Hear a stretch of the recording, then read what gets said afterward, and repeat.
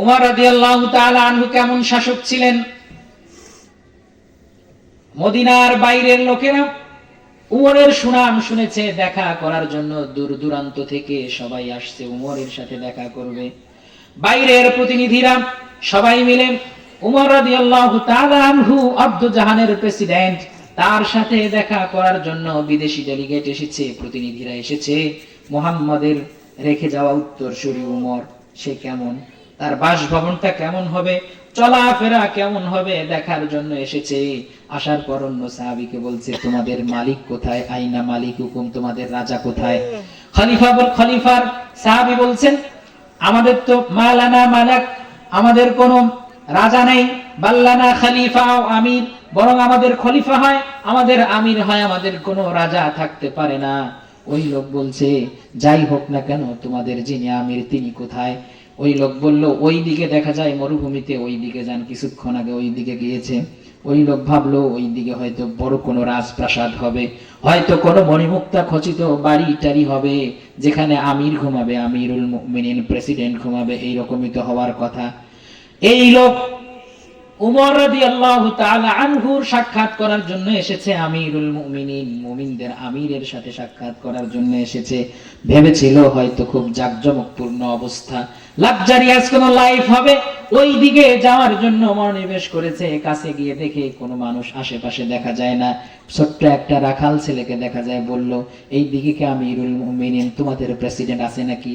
ওই ছোট্ট ছেলে বলছে, হ্যাঁ আছে। ওই যে ওই দিকে দেখো, গাছের তলায় একজন ঘুমিয়ে আছে, ওই লোকটি আমাদের আমির। ওই লোক যখন সামনের দিকে যাচ্ছেন, সামনে এগিয়ে গিয়ে দেখে হযরতে উমর একটা গাছের নিচে শুয়ে আছে। যখন শুয়েছিল তখন হয়তো ছায়ার ভিতরে শুয়ে পড়েছিল, কিন্তু কিছুক্ষণ পর সূর্যটা একটু দূরে সরে চলে গেছে, ছায়াটাও সরে চলে গেছে। মরুভূমির উপরে হাতের উপরে মাথা রেখে অর্ধ জাহানের প্রেসিডেন্ট রোদের মধ্যে মরুভূমিতে শুয়ে শুয়ে দিন কাটাচ্ছে। বলি সুবহানাল্লাহ।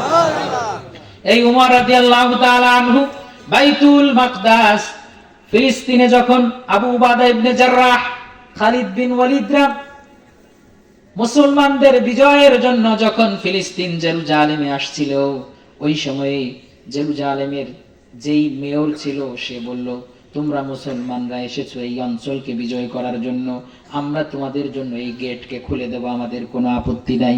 তবে কথা হলো তোমাদের আমির উমর যেন এখানে আসে, তিনি যদি না আসে তাহলে আমরা এই গেট খুলব না, আর তিনি যদি আসেন যুদ্ধ ছাড়াই তোমাদের জন্য ফিলিস্তিনের গেটকে খুলে দেওয়া হবে।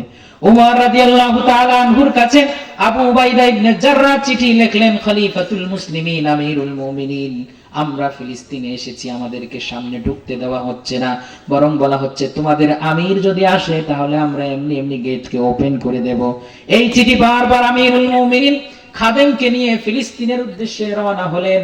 যখন তিনি যান, ওই সময়ে একটা পালা ছিল, উট কিছুক্ষণ উমর টানবে, আর কিছুক্ষণ উমরের যে খাদেম ছিল সে টানবে। এইভাবে করে করে গোটা রাস্তায় একটা বাহনের উপরে কখনো উমর চড়ে, কখনো উমরের খাদেম চড়ে। এই দুইজন একজন আরেকজনকে পালা বদল করে, পালা বদল করতে করতে করতে করতে ঠিক যখন জেরুজালেমের কাছে চলে এসেছে, ওই সময়ে জেরুজালেমের শাসকরা, বিদ্রোহীরা, জেরুজালেমের খ্রিস্টানরা মনে মনে ভাবছিল যিনি উটের উপরে আরোহণ করবেন তিনিই তো আমির হবেন।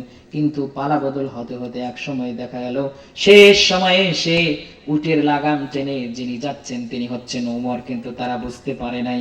আর উটের উপরে যে বসেছিল সে হলো উমর রাদিয়াল্লাহু তাআলা আনহুর খাদেম। সবাই ভাবলো যেই লোকটি উপরে আছে সেই লোকটি হয়তো আমিরুল মুমিনিন হবে। আর বেশভূষায় পোশাক পরিচ্ছদে চেনার উপায় নেই আসলে আমিরকে। কাছে গিয়ে যখন সবাই ওই লোকটিকে বরণ করার জন্য যাচ্ছিল, তিনি তখন উট থেকে নেমে বললেন, আসলে উটের উপরে আমি আরোহণ করছি, কিন্তু আমার উটকে টেনে নিয়ে যিনি সামনে যাচ্ছেন তিনিই হচ্ছেন আমিরুল মুমিনিন। বলি সুবহানাল্লাহ। যে উমর রাসূলকে মারতে গেলেন, যে উমর রাসূলকে দুনিয়া থেকে বিদায় করে দেওয়ার জন্য তরবারি হাতে ছুটে চললেন, সেই উমরকে অধপতনের অতল গহ্বর থেকে উন্নয়নের চরম শিখরে পৌঁছে দিল কে? আল্লাহ। কিসের মাধ্যমে? এই কোরআন। কিসের মাধ্যমে? আল্লাহ রাব্বুল আলামিন সূরাতুর রহমানের ভিতরে যে ৭৮টি আয়াত রেখেছেন, ৭৮টি আয়াতের মধ্যে অনেকগুলো নিয়ামতের কথা বলেছেন। সর্বশ্রেষ্ঠ নিয়ামতের নাম হচ্ছে কোরআন। এই কোরআন শিখতে রাজি আছেন সবাই ইনশাআল্লাহ? সবাই দেখি আরেকবার লিল্লাহি তাকবীর। আল্লাহ এই হাতগুলোকে কবুল করুক বলে আমিন। মাশাআল্লাহ, হাত নামাই। আজ আর আলোচনা না করি।